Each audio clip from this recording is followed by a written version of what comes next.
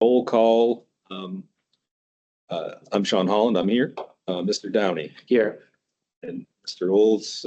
Mr. Leamy is sitting in for Mr. Olds. He's here. Yeah, thank you. Dr. Boland here. Fresh haircut there. Yes. And Mr. Little. Here. We have a quorum. Everybody's present. Aaron, can you help us out with the public involvement announcement, please? Of course, AMAT's committee meetings are open to the public, and the public is provided an opportunity to comment at each meeting. Business items are first presented by staff or consultant. Then the committee is given an opportunity to discuss the business item, after which the public is invited to formally comment. Each participant will have 3 minutes to speak on their topic. A couple of housekeeping items. If you're joining us virtually and you're not a member of the committee, please turn your camera off when you're not speaking on an item. If you're joining us by phone, to mute and unmute the microphone, press #6. Thank you. Thank you, Aaron. Do we have an approval of the agenda? Also approve or second. Moved by Mr. Leamy, seconded by Dr. Boland. Any changes proposed? Yeah, actually, if I could add an item, sorry, I probably need to move to amend to add an item 6E to discuss the STIP amendment and sort of like just talk about AMATs and DOT communication. Second. And I hear a second. Any objections to adding that item? Hearing none, we add an item 6E to discuss the STIP amendment and AMATs in general. Sure. Okay. Any other changes? Hearing none. Any objections to adopting the agenda as modified? Well, I guess I just have a question. That's separate from the discussion in C, 5C. Yes. Okay. Cool. Happy to support that then. Any objections to adopting the agenda as modified? Hearing none, the agenda is approved. For item number 4, we have the minutes from the January 16th, 2025 meeting for approval. Do we have a motion? So moved. To approve by Dr. Boland. Do I hear a second? Second. Seconded by, I'll give it to Mr. Littlefield. Are any changes or discussion on the minutes? Hearing none. Any objections to approving the minutes? Hearing none. The January 16th, 2025 minutes are approved. We're on to the first action item, which is a letter of support for the MOA FTA designated recipient. And Aaron has a presentation. Yes, that'll be me. Thank you, sir. Okay, so first item before you is AMATS has received a letter, a request for a letter of support for direct recipient for FTA funding. So a little bit of background. In October of 24, FTA notified the MOA that a current designation letter for 5307 and 5339 funds was not on file. So what happened is in 1975, the designation letter was specifically for the Greater Anchorage Area Borough. Once the Greater Anchorage Area Borough transitioned to the municipality of Anchorage, a new designation letter was not done, which designated the municipality of Anchorage as the direct recipient for these FTA funds. So a new letter has to be done, updating of all of our stuff. So AMATS received this request because within the urbanized area, all MPOs are given the opportunity to weigh in, provide a letter of support or have concerns, anything like that on this designation. The proposed designation is actually going to be consolidated into the 3 different funding categories that are available to the municipality of Anchorage. It's the 5307, which is the urbanized area formula grant program funds, the 5310, which is the enhanced mobility of seniors and individuals with disabilities, and then it's the 5339 funding, that's the formula grants for buses and bus facility programs. All these different funding categories are in our TIP already under Table 9. So what this letter of support does not do, there are different organizations within our area that have multiple designations, or that there are multiple designated recipients, which is permitted. This request for a letter of support for the MOA being designated a direct recipient does not give one recipient precedent over the other. So they still have to do what is known as a split letter. So basically FTA funds come to our area and then all the direct recipients have to sit down and agree together what that split or how that funding should be split amongst them. We're not going to get into the middle of that. That is done between the designated recipients. We're just providing a letter of support saying, yes, the MOA should be designated a recipient for these FTA funds. The Technical Advisory Committee reviewed this letter of support at their February 6th meeting, recommended approval with no changes. So it is before you today with both staff and the TAC recommending approval of this letter designating the municipality or supporting designation of the municipality of Anchorage as an FTA recipient for the funds listed in here. Thank you. Thanks, Aaron. Do we have any questions or comments from the committee? I guess I might say this is a relatively urgent and important request. I think there's a couple million, maybe Bart could speak, but my recollection is that there's a couple $1 million at stake for funding for the municipality here. So something we probably want to take care of today and support. Any other comments, questions from the committee? Not seeing any.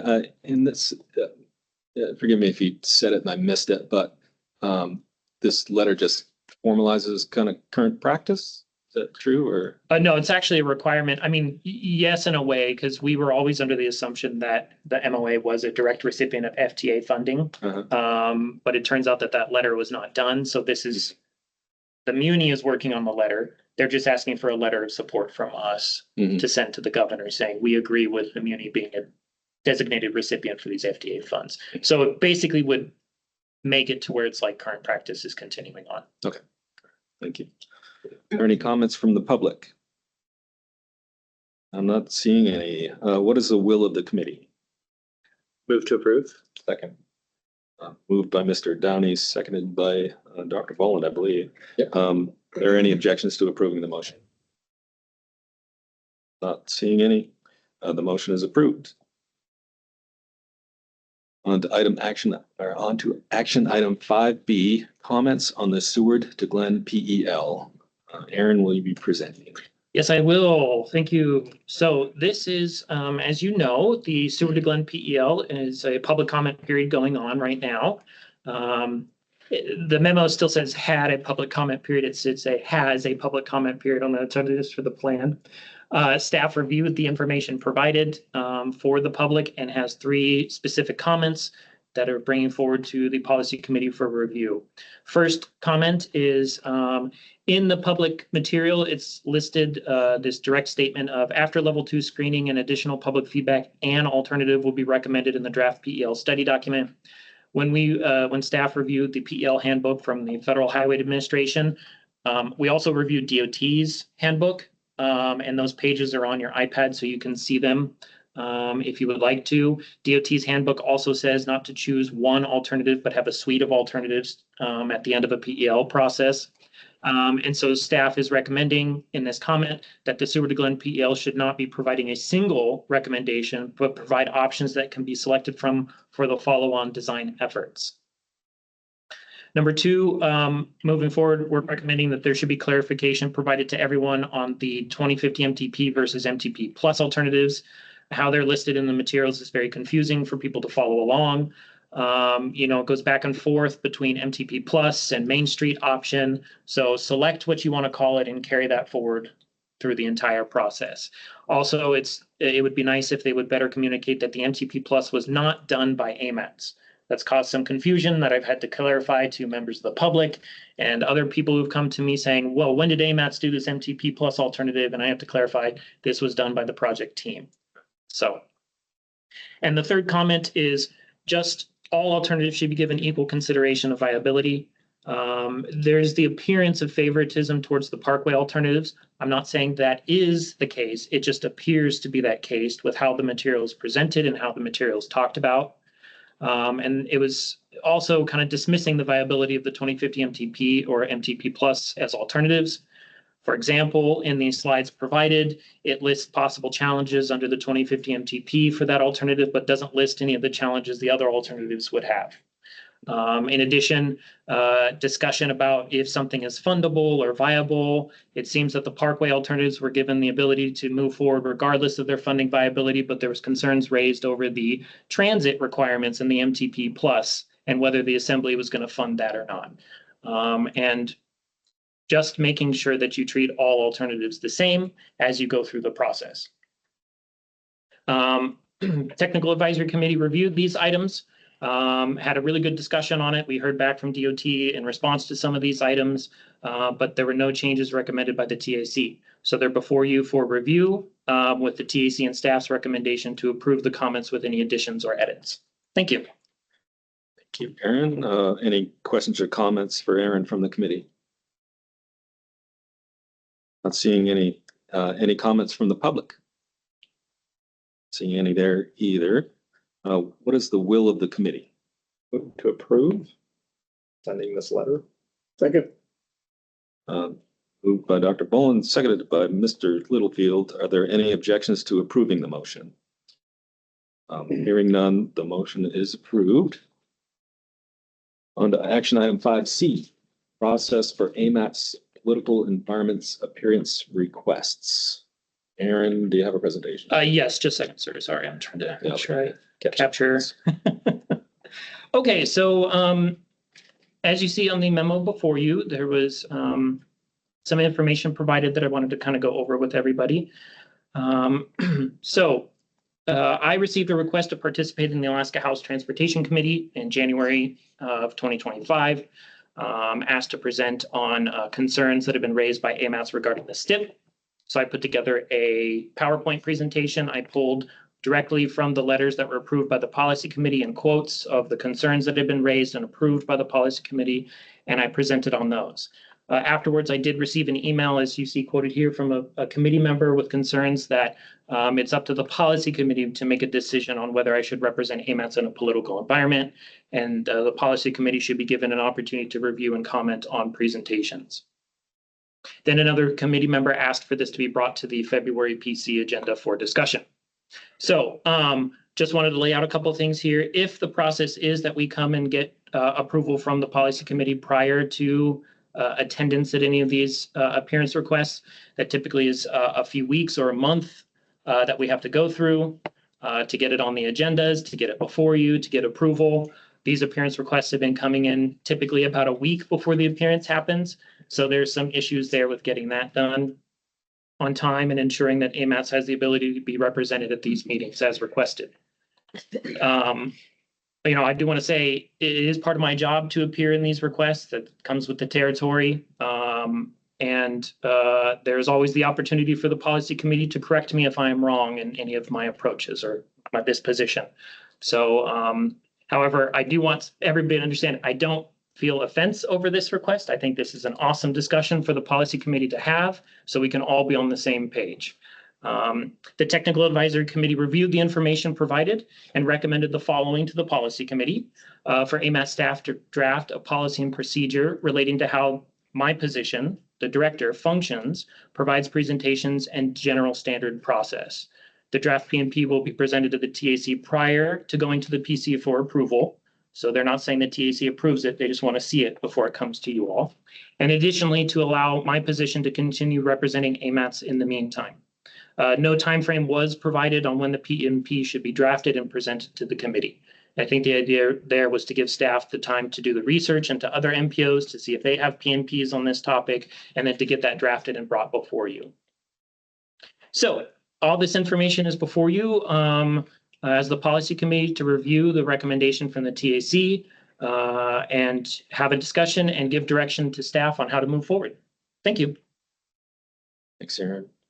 And I did listen to your testimony and I thought it was factual and all appropriate. And I think it's important for us to communicate with the legislature. So I appreciate that. And I guess I also hear that or agree that having approval for you to present all these things is not practical to go through the proper channels or not proper channels, but, through the technical and policy committees. And I don't know if I should cop to it or not, but our newer MPO was invited to that same meeting or maybe a different one and did give the policy board a heads up, but I've learned that may be in violation of the Open Meetings Act. So we may need to change our practices there. I think that's all I got, but are any other comments or questions from the committee? Mr. Littlefield. I had a quick question, Aaron. You mentioned other MPOs. I think we've had conversation maybe about this. Has anybody else developed policy and procedure that we could mimic?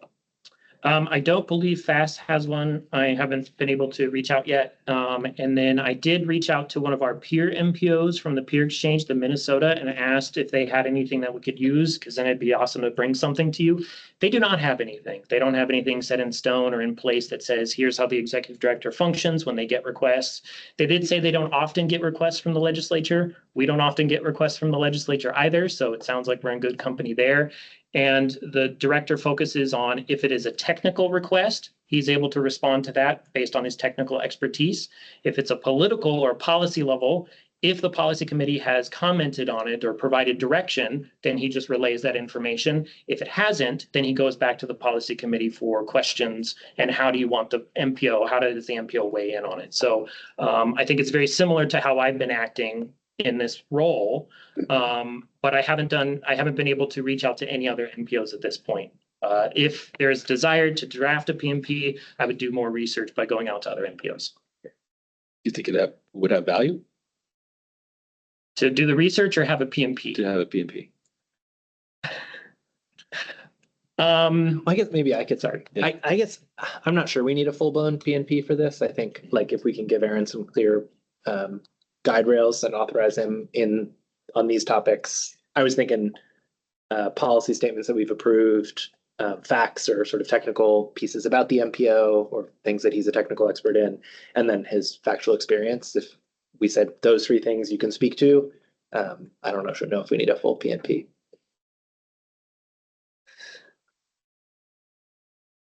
I'd like to argue that point just a little bit, Mm-hmm. because we're not all going to be here in 20 years. Mm. And so if you have a set policy in place, that future generations of the AMATS committee, policy, TAC, and staff would be able to fall back on as a guideline. I would prefer, it doesn't have to be an elaborate PMP, something just exactly what you said, but in writing. Well, I guess, sorry. Please. Yeah, I agree. I think we should put it in, but I think we can maybe just achieve it now. Okay. Yeah.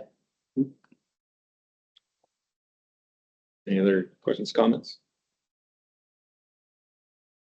Any comments from the public? Not seeing any. It's the will of the committee. Do you have a motion? What's the I guess I maybe here, let me try, I can try a motion and you all can let me know if it's nonsense, but to remember Littlefield's intentions here, I would move that the policy committee authorizes the executive director of AMATS to speak with the state legislature on matters of factual experience, technical information about the MPO, the TIP or other related documents, and to speak to policy statements that have been approved by the policy committee. how would that be memorialized in the minutes or? Yeah, I'll second for the purposes of discussion. Great. Oh, yeah. Still haven't learned the Robert's rules of order. So I guess for discussion, how would that be memorialized by the minutes? Is that? And maybe I could do a friendly amendment to my motion to, yeah, well, I guess I just don't have the friendly amendment in mind, but something I would entertain a friendly amendment to figure out a way to memorialize it. How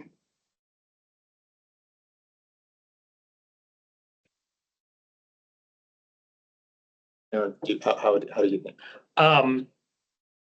I would recommend that this might stand for now, and then staff can do some research into PMPs if other MPOs have them or how other MPOs do it. Because it may give us the opportunity to be like, okay, what works in Florida, what works in New York, and maybe we can learn and grow for something like that. So we can memorialize this now in the minutes, but maybe have staff do research and bring that information back to the committees and say, here's what we learned. Would you like to actually have us draft up a policy and procedure? I'll be honest. Our policies and procedures need to be updated anyways. They're a little dated. So it wouldn't hurt to take a look at those. And if we want to memorialize this in those PMP updates as we do it, I think that would be appropriate because it would give future policy committee members something to look at to be like, do we agree with this still or not? Versus something in the minutes that might be harder to find in the future. Great. Okay, then I guess I would amend my motion potentially to add something along the lines of and direct staff to research and formulate a final PNP on the subject. Second, I'm good with that. Second, yeah. I'm gonna be challenged to read that all back, but, Did you get it? I've got it if you need. Great. Sure. okay. Got, I think we need potentially to approve the amendment to the motion. okay, so that's our first step. Can you read the Yeah, so the main motion was move that the PC authorizes the executive director to speak with the state legislature on factual experience, technical information about the MPO, such as the TIP or other related documents, and to speak to policy statements that have been approved by the policy committee. And then there was a motion to direct staff to research and formulate a final PNP on this subject. So I need a motion to amend. Yeah, a friendly amendment, I think. I think I moved to amend. Yeah, how do we do that, Lori? Can Graham amend his own? You can amend your own. Yeah. Okay. Do we need a motion or anything, or just support a second for that? Just revise it. Okay. So we I'll say second agrees. All right. So I think the next step is to vote on the amended motion. Should we vote on, I guess I'll ask first, do I hear any objections to approving the amended motion? I'm not seeing any, so it's approved. On to action item 5D, and I should have brought this up when we were talking about the agenda. State employees, I think state employees, at least DOT employees, are not allowed to participate in letters of support for any type of bill in the legislature. So I'm going to hand the gavel off to Oh, okay. Mr. Downey if you'll accept it. This will be the real test. And I think you have to abstain as well. Okay. Okay, thank you. Yes, so as you all know, I forwarded you and provided you the information. We did receive a request from Representative Mina on House Bill 26, which is statewide public and community transit planning. And I'm just reading directly from the email they provided to us. It codifies federal requirements for Alaska Department of Transportation and public facilities to coordinate with public, tribal, and community transit programs as they study alternative means of improving transportation. It also expands the scope of DOT and PF studies to include analyzing alternative modes of transit in rural and remote areas. And this legislation was originally brought to us, to them, by the Alaska Mobility Coalition and the Governor's Council on Disabilities and Special Education. So this request for this letter of support came in after the TAC agenda was posted, but the TAC added this item to their agenda to discuss this request. They approved sending forward language to the PC to consider in a letter of support.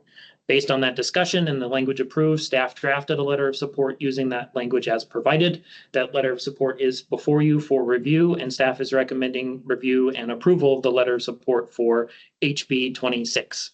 Great. Thank you. Well, if I could start maybe with a point of clarification. Aaron, with 3 members, do we have a quorum? Yes, you do. Great. Okay. Are there any committee comments on the item? I'm going to move to approve. Second, We got to do Oh, do we want to? Public- Then public first. Okay, I'll hold on. okay.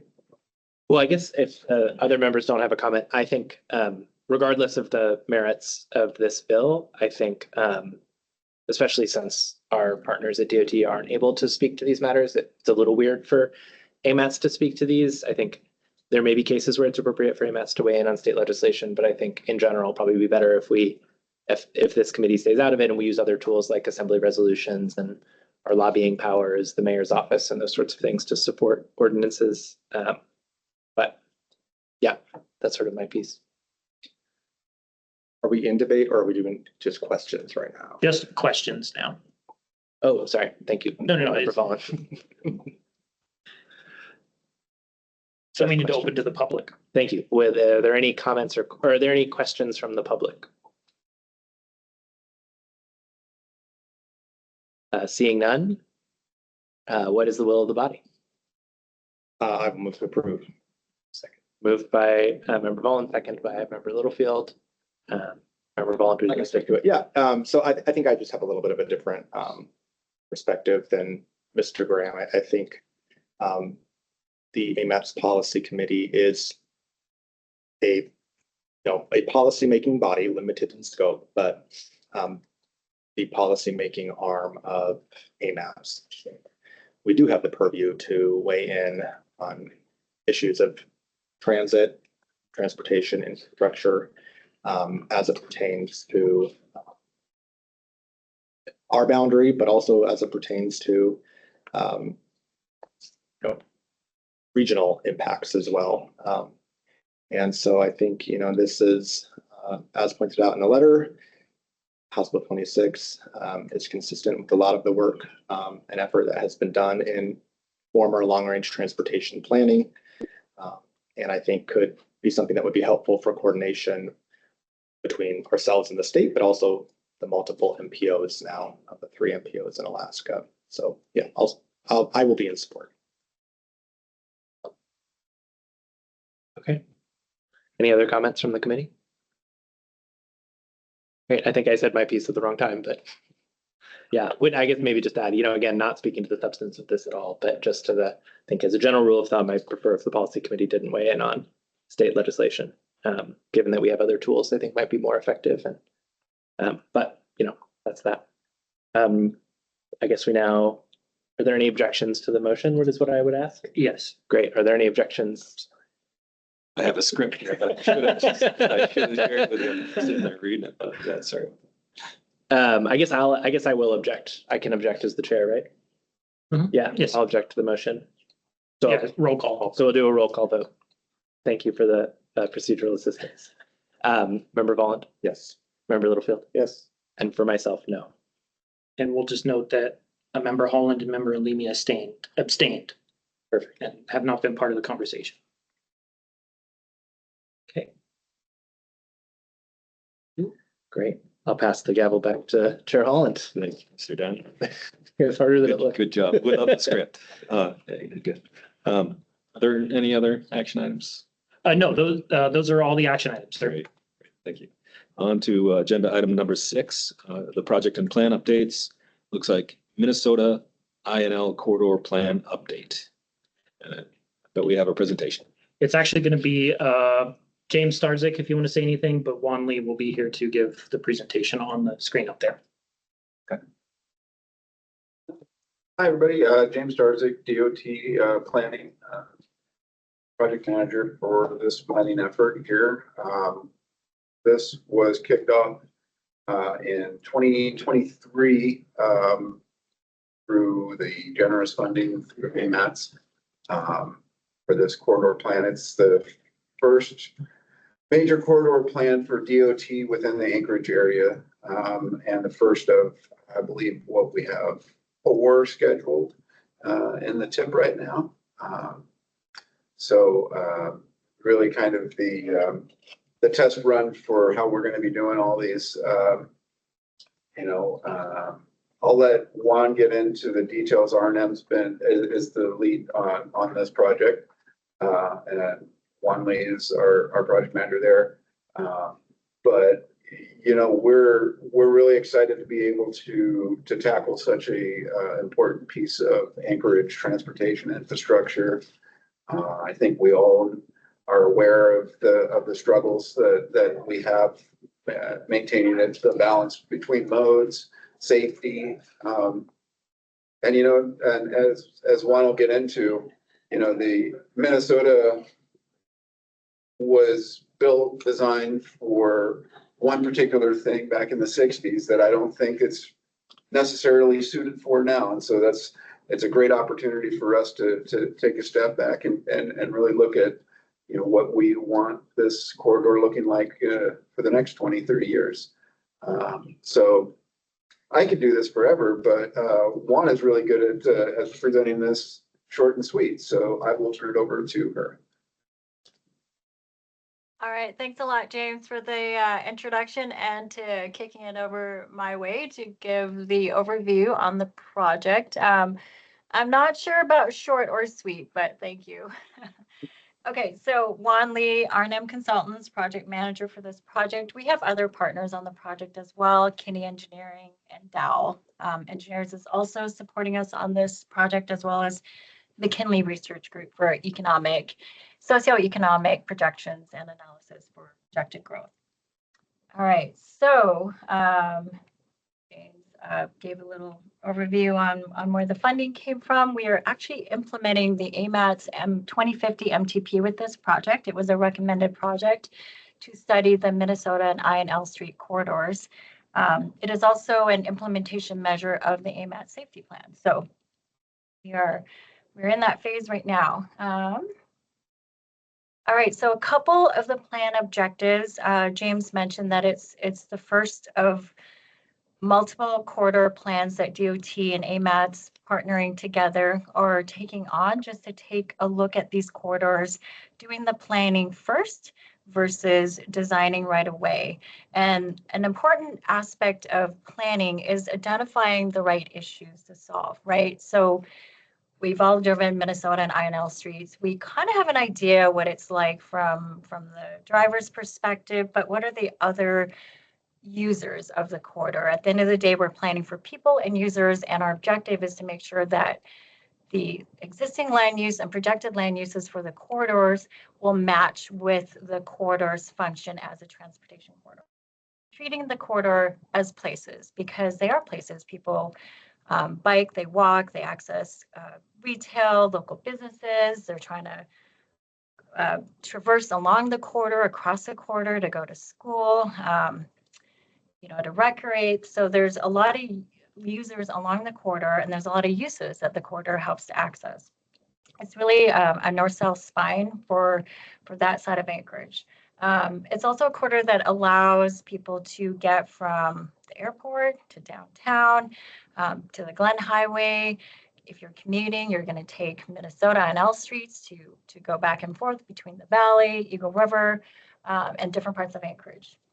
So another objective is we're trying to help define what the role of the corridor is, right, within the larger Anchorage transportation system.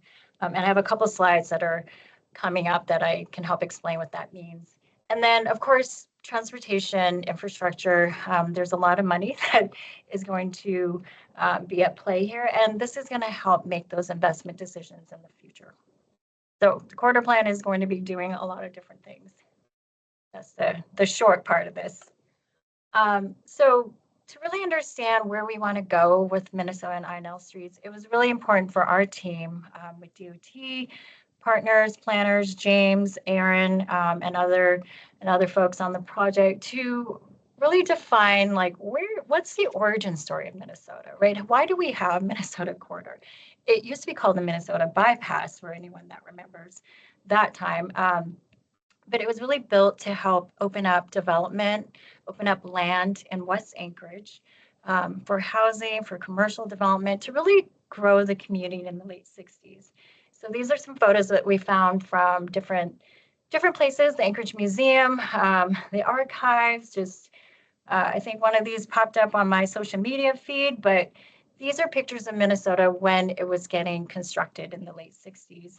1968, you can see there's a photo here at the bottom. That's the Aurora Village cars, which is still there today. So that's kind of an interesting thing. And then West High School, Romig is over here.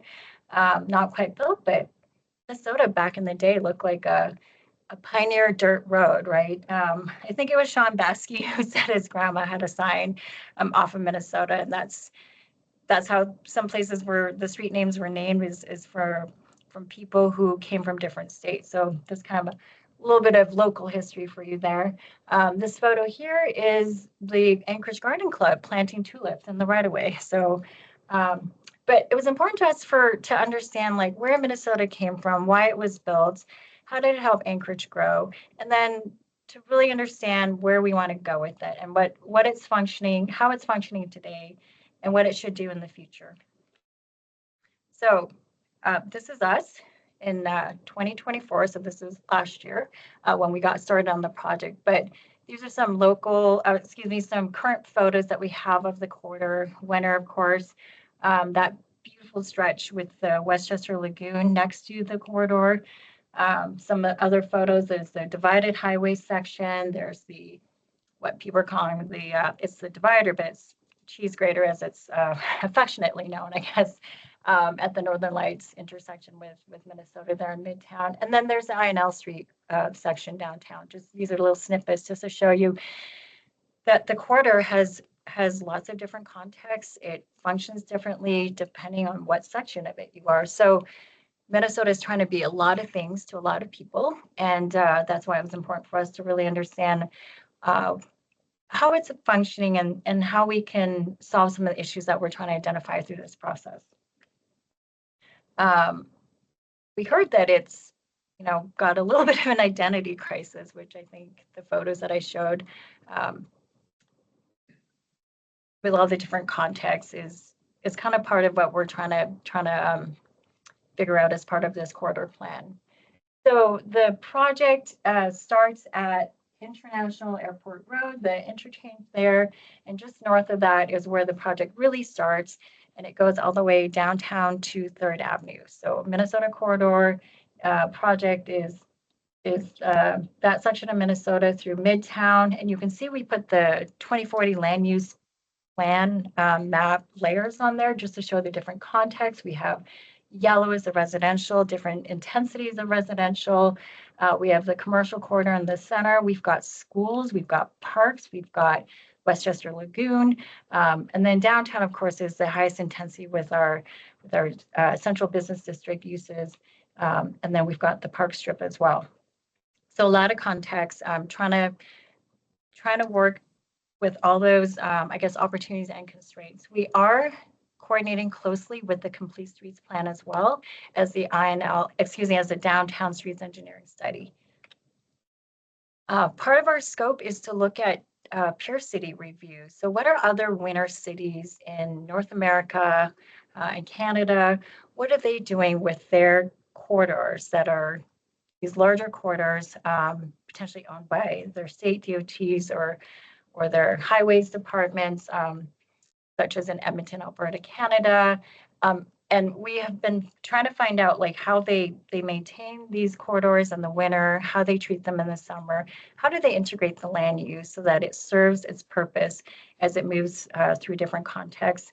We picked 4 different communities to benchmark against, including Buffalo, New York, Salt Lake City, Madison, Wisconsin, and then Edmonton, Alberta.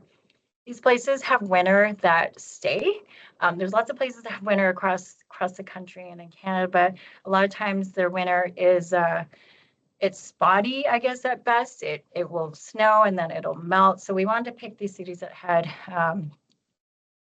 cold winters, long winters, where snow and ice and snow storage is a consideration, because that's what we're looking at for Minnesota as well. We wanted to define the corridor vision, right? So we've been working with the community. We have an advisory group made up of multiple businesses within the Midtown corridor and downtown. We have Chamber of Commerce representation. We have DOT represented on the advisory committee. We have people who represent the non-motorized and bicycle community. And then all the community councils within the corridor are represented. So Turnagain, Spenard, North Star, South Edition are all represented on our advisory committee. And we've been working with them to help define the vision.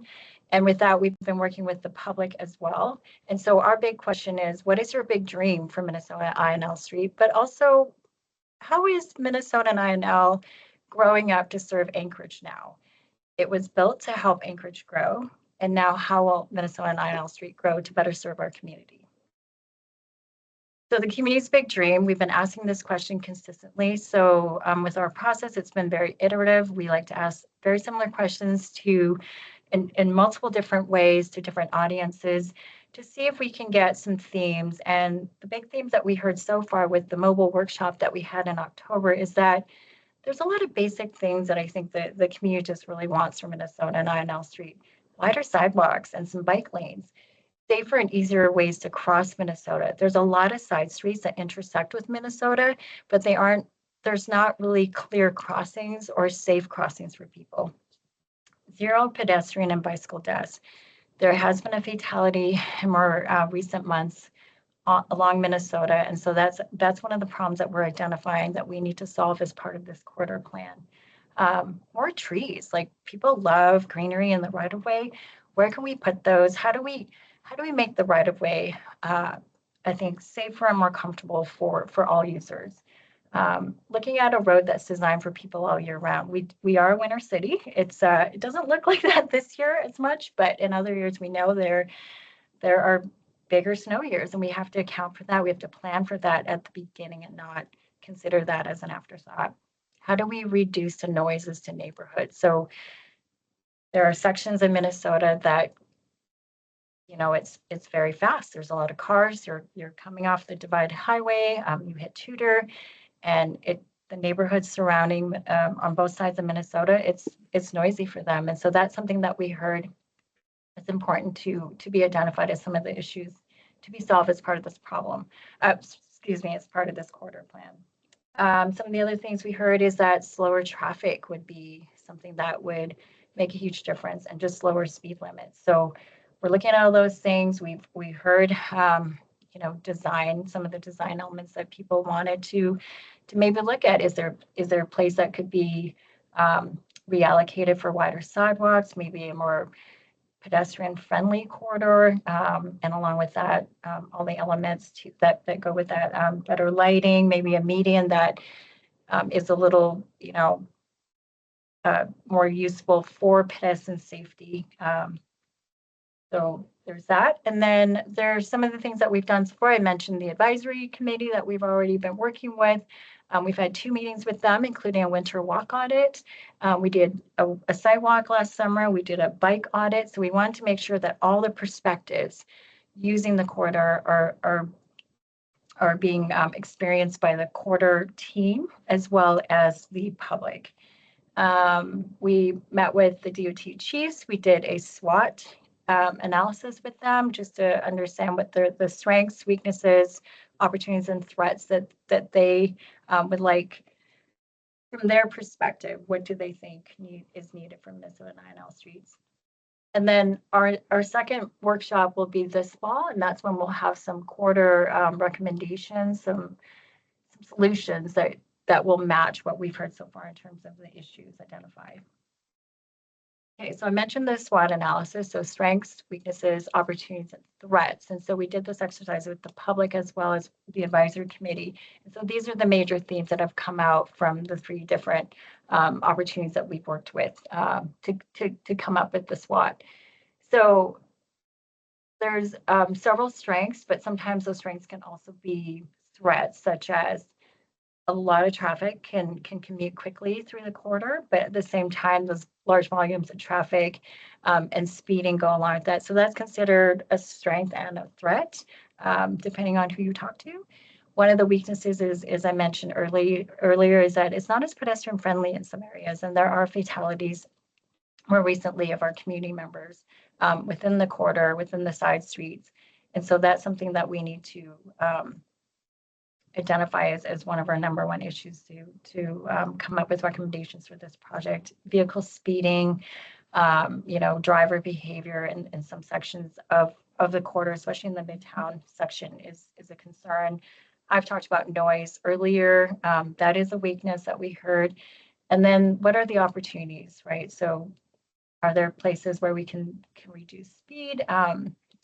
I mentioned the complete streets plan that we're coordinating with. And so there's options or areas where we should be looking at as we get to that part of the project is the different options for complete streets and how we can look at the right of way as places to make them more pedestrian friendly and really connect the existing and projected land use for pedestrians, non-motorized users, transit users. Okay, and I'll just wrap up with a little bit of the schedule. We are working through the schedule. It is subject to change, but we're going to do more public involvement this summer. We're going to do some pop-ups at farmers markets. We're going to work with the advisory committee at least 2 more times. We'll probably do another site visit audit this spring, probably during breakup, just so we can get the full perspective of the different seasons that we need to plan for as part of this corridor plan. We'll start working on recommendations this fall and then have a draft that we can go out to the public with for review and comment. James, did I miss anything? I think we are also planning on doing a work session with MOA representatives, similar to what we did with DOT. Yes, correct. We are actually in the process of planning for that. So look for some invitations to go out from different MOA departments to do a SWOT analysis. Thanks, Juan.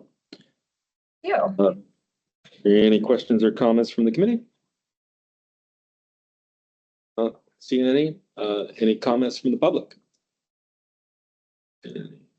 I could just add on to the end here, James started with DOT planning. Really interested in making sure that this committee sees the value of this product and believes in the direction that it's going. So if you have any interest in following up with me about any of this, of what's being done through this plan, I'm very open to hearing from you all. You know, it was very generous of the policy committee to program this funding towards this project in the first place. And I just want to make sure that at the end of the day, this is something that's going to be backed by both the DOT and AMATs. See all of your efforts and thoughts. Thanks, guys. I think we're on to 6B, which is the Rabbit Creek pedestrian overcrossing repairs. Yes, sir. I believe Leslie Doherty with DOT will be presenting on this. I hope I got that right. Yes, you did. I am here. Thank you. Did you get my slides in advance? No, we thought No? you were going to, yeah. Would it, if I can share screens, that would be fine. Yeah, go ahead. You can share your Okay. screen whenever you're ready. Okay. Yeah. We also can. You guys have them on here. I Just think one they should- moment. Sorry about They should that. be. We don't Maybe have not. Ellen and I, so we'll put them right into All right. So, No, I don't think we did. Sorry. Yes, I did this. all right. Can you see my screen? Yes, we can. Thank you. Okay. Okay. And in the full mode, yes. Okay. So my understanding is that you would just like an overview of what happened and what's going on with the replacement. Is that correct? Yes, please. Okay. So after the event, the wind event that caused the destruction of the roof, we did our own analysis, but we also hired an independent structural engineer to do an analysis. The consultant determined that the bridge was designed to the standards of the time. However, those standards have since changed, and wind loading requirements, as well as live loading, which is pedestrian loading, and snow loading requirements today are higher than they were at the time that the bridge was built in the early 1970s. Bridges around that time were generally designed for about a 50-year life. And of course, nobody knows exactly how long a bridge is going to last. But you can compare this to like roof shingles. You know, they kind of give you a certain amount of time where they expect them to last.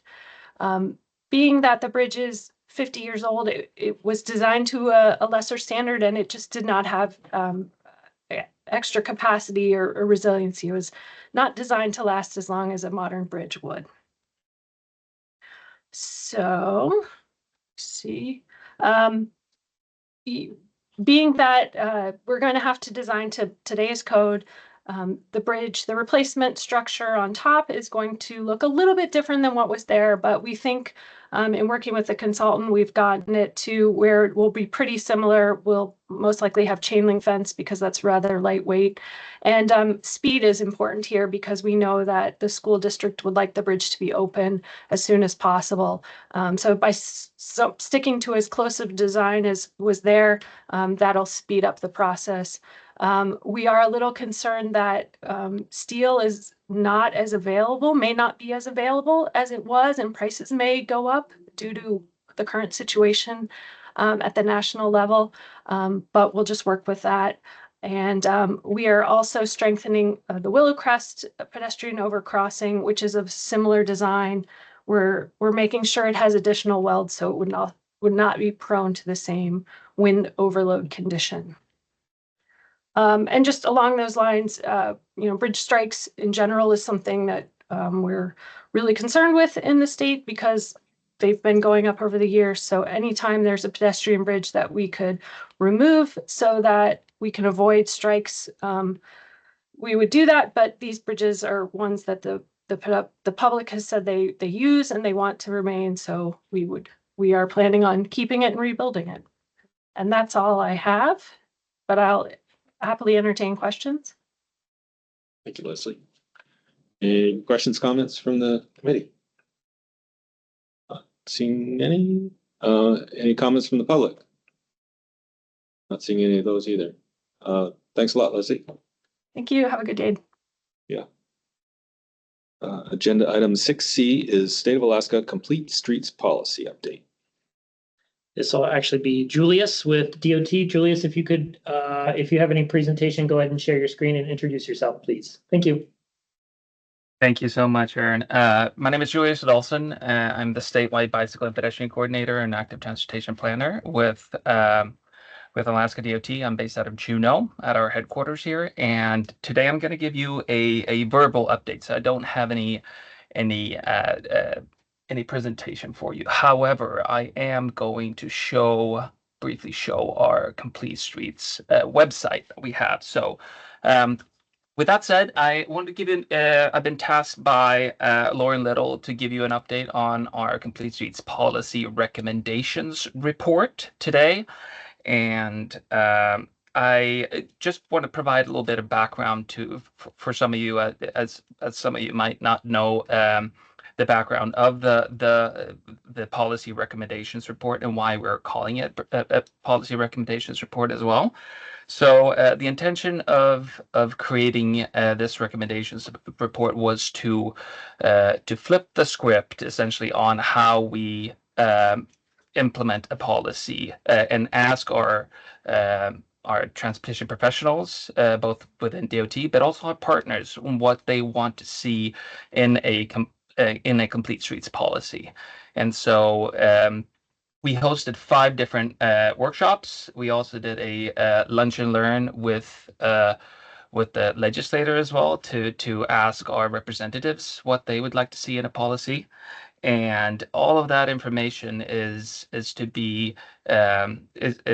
been conformed into one recommendations report that would sort of charter the way into giving us considerations for how to implement a Complete Streets policy, department-wide Complete Streets policy.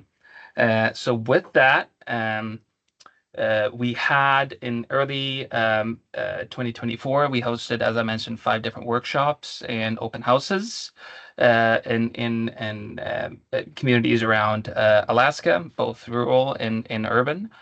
And we also, so we have a recommendations report from that has received a couple of last minute edits that we're working through. We also had to extend our contract with our contractor, and I forgot to mention we have contracted Smart Growth America for this effort as well. The nation, one of the nation leading experts in complete streets nationally, and they've helped us with this report. And so we had to extend our contract with them to allow for these last minute edits as well. And so we hope to have this recommendations report available for public view sometime this spring. And we do, as I mentioned, we do have a website here on our DOT website, and I'd be happy to share that in the chat as well, where we would update regularly if there's any updates to the schedule and so on. And we would also make sure that the recommendations report is mentioned here as well in the additional resource or reference down there, I should say. So a couple of next steps here. Obviously, I mentioned that we're going to finalize a report. We're also going to draft up some guidance for and specifically design guidance for this as well. We're looking through a couple of our internal policies and procedures and to see what sort of procedures need to be aligned with a potential complete streets policy as well, including, our Alaska traffic manual, our highway pre-construction manual, and some of our other statewide manuals, policies, and procedures as well. And yeah, like I said, any updates that we have will be posted on this website. And I believe that is all I have for now. Be happy to take any questions if you have any. Thank you. Thank you, Julius. Does the committee have any questions or comments for Julius? Well, I do have a question. I don't know if probably Julius can't answer this, but I'm just curious on how this could potentially inform the I&L corridor study that we heard about today. Because I know that we did amend that project description to include language about complete streets. And so I don't know, maybe even jumping back to Juan if she's still on, but is there an opportunity for these things to work together? I guess is my question. So I think you told us what your timeline was, Julius, late or spring. What's your timeline? So yeah, our timeline for the recommendations report, and again, it's not the policy; it's a recommendations report of what a policy could include.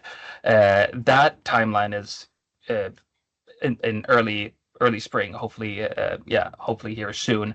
But then begins the work of actually creating a policy and a handbook for complete streets. So we might be on a slightly different timeline. But I'll let Juan sort of speak to her study as well. Hi, everyone. Yeah, thanks for the question. So the Complete Streets policy that Julius is working on is a statewide policy. AMATS actually has a Complete Streets policy already. And so the statewide policy would apply to areas that don't already have their own Complete Streets policy. Is that right, Julius? I saw you nodding your head, so just making sure.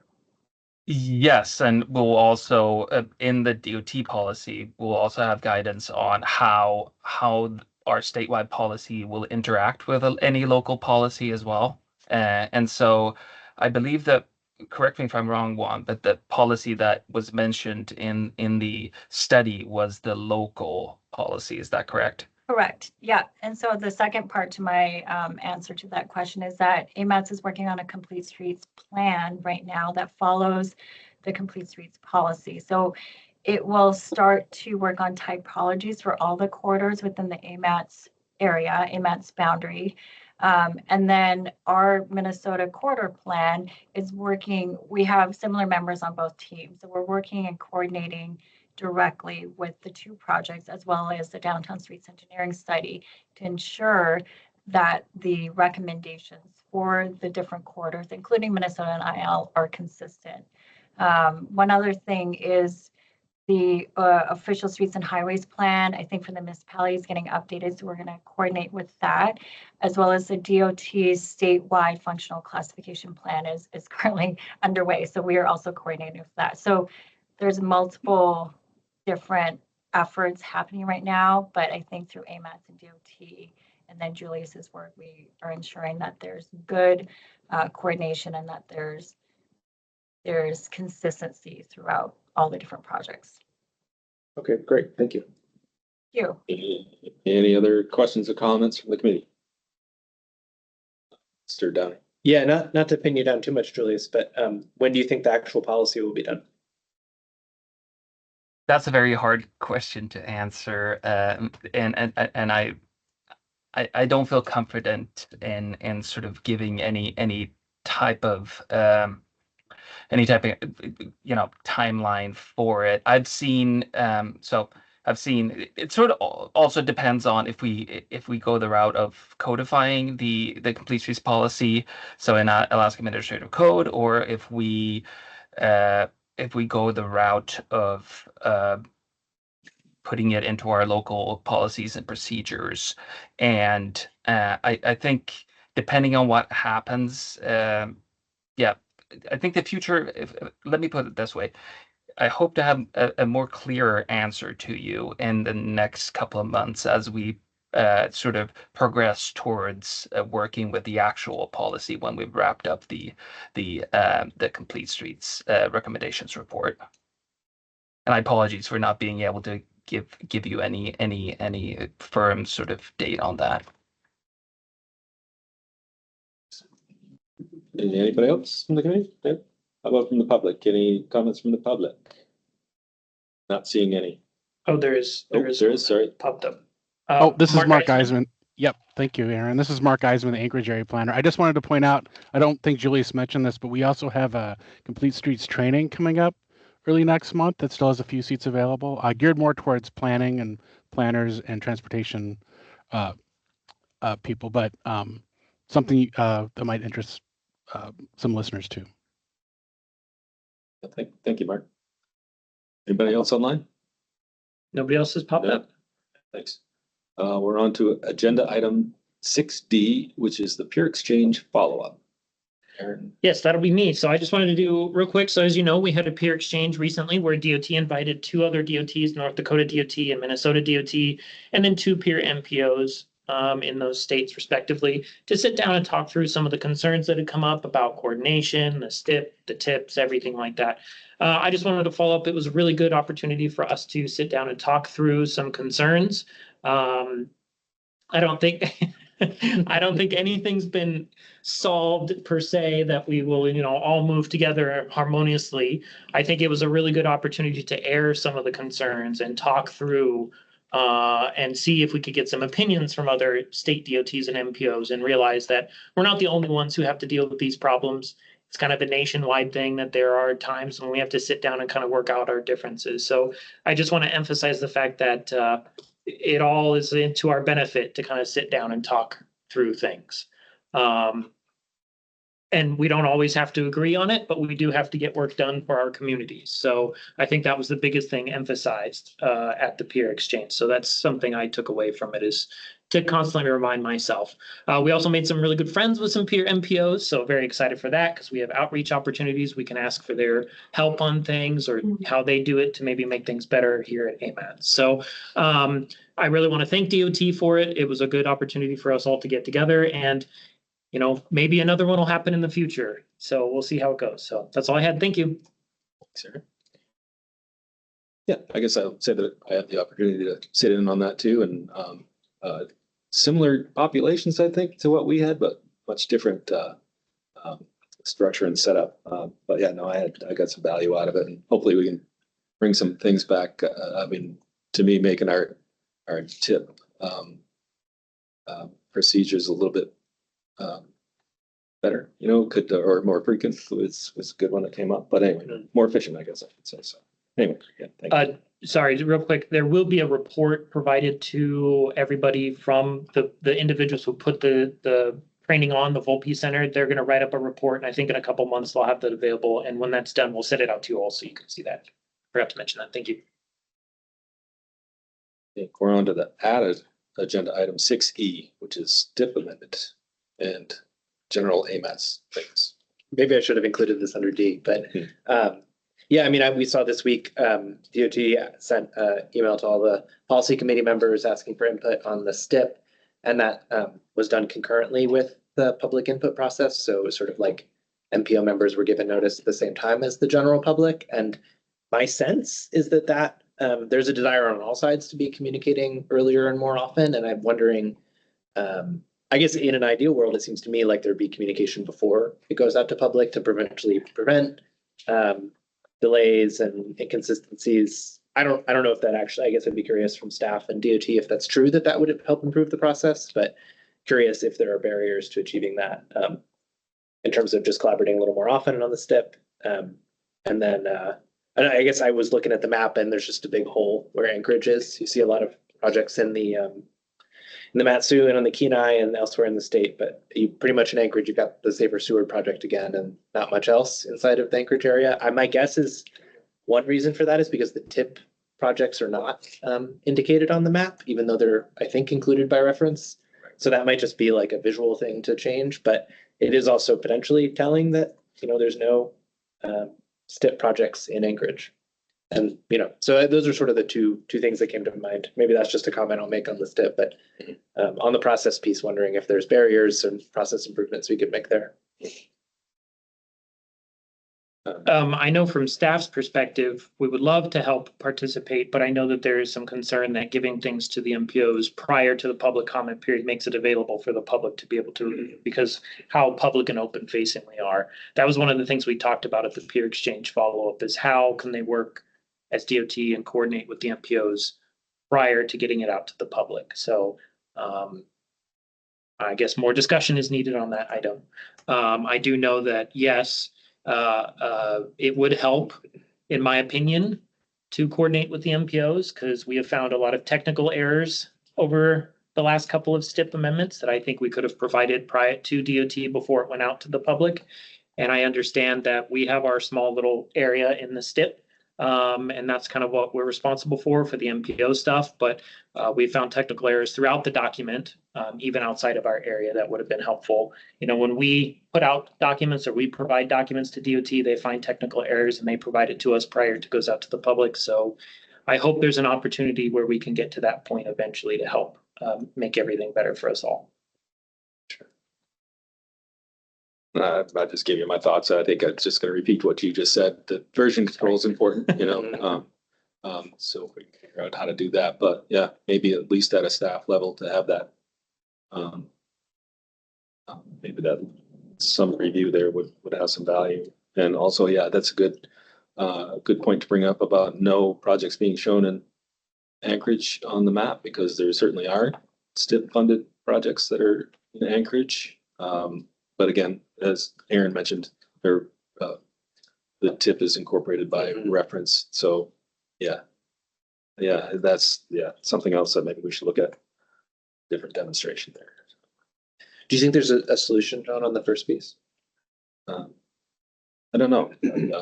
I don't know the answer. Yeah. I mean, I feel like there could be, but like I say, version control is pretty important. So we'd have to figure that out. So. Any other comments or questions for Aaron from the committee? Thanks, Aaron. Any comments from the public? There was one, Emily, it was posted in the chat. Emily, I don't know if you want to speak up on this item, or do you want me to read it out?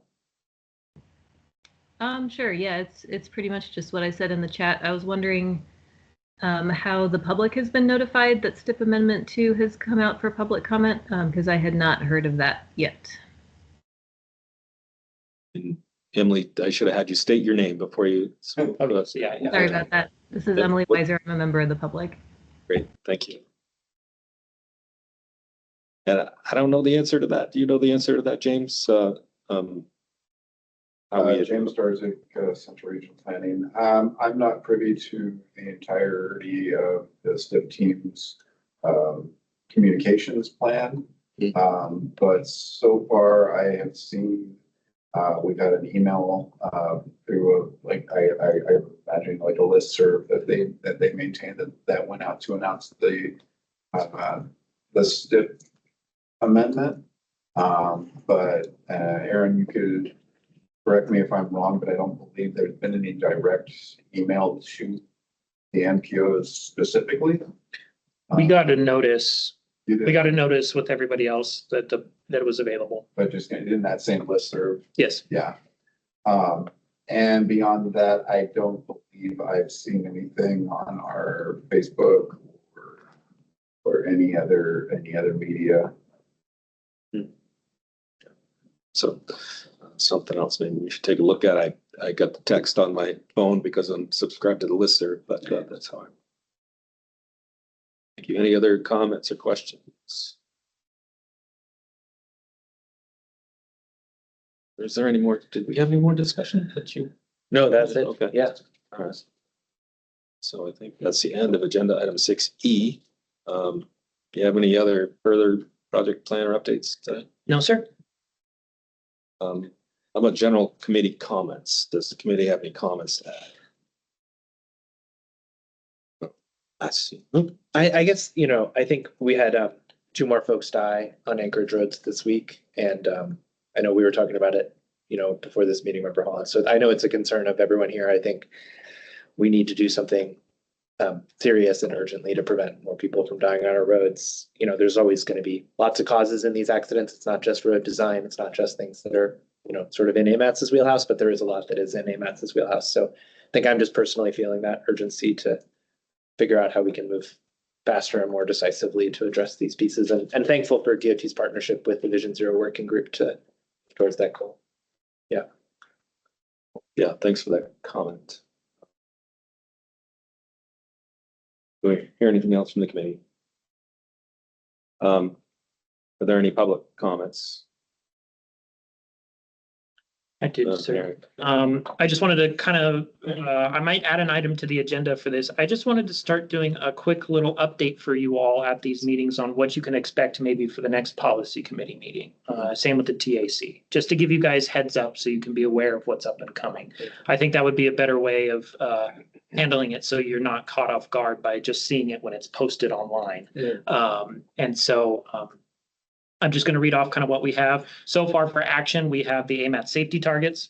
So, DOT sets their 2025 safety targets, and then the MPO can come along and set their own safety targets to support the state and their safety targets. Staff's going to be recommending that AMAT set their own safety targets for 2025 and see how that goes. So we're working on that. We'll bring it in March. Next, we're anticipating having an update to our public participation plan before you to review and release for comment. So Christine's been doing a lot of work and updating our public participation plan to include a lot of plain language, trying as much as possible. It is a challenge, but I think she's done a very good job. So I'm excited for you guys to take a look at that. And then we also received the transit asset management targets from the Alaska Railroad for 2025. So we'll be bringing those forward to the Technical Advisory Committee and Policy Committee to review and support as we do on a regular basis. So that's all we have for now on that item. And then I just wanted to give you all a heads up. A lot's kind of changing right now on a national level. We're getting emails on a pretty regular basis from AMPO about changes that are happening.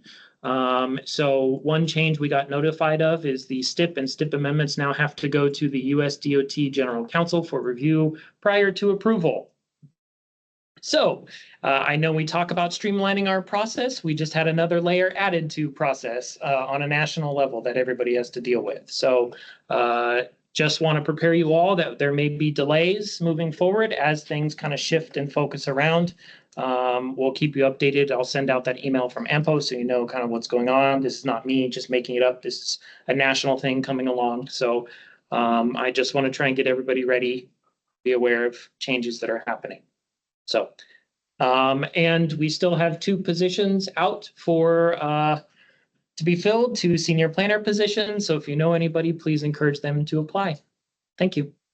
Oh, sorry. Lastly, we did hear some staffing reductions on the federal level, both in the Juneau office and in the Seattle office, as well as nationwide. I believe the Juneau office lost 5 people in the recent changes. So I think they're doing their best to keep up on everything, but there may be some delays in getting some stuff through process-wise. So we'll do the best we can working with them to try and help out where we are able. So thank you. Thanks, Aaron. So here a moment or a motion to adjourn. So moved. Second. By Mr. Downey, seconded by Dr. Boland. Any objections to approving the motion? Hearing any, we're adjourned at 2:15.